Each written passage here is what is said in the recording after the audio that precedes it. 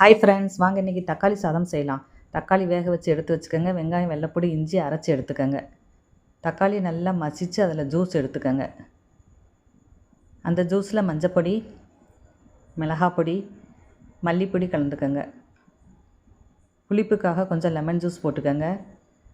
ஒரு குக்கரில் எண்ணெயும் நெய்யும் போட்டு பட்டை வகைகள் போட்டுக்கோங்க. பெரிய வெங்காயம் போட்டு தாளித்து மல்லித்தலை, புதினாத்தலை, பச்சை மிளகா போட்டு வதக்கிடுங்க. கரம் மசாலா போட்டு வதக்கிட்டு நம்ம அரைச்சி வச்ச விழுதையும் போட்டு நல்லா வதக்கிடுங்க. இப்போ நம்ம எடுத்து வச்ச தக்காளி ஜூஸை அதில் சேர்த்துக்கோங்க.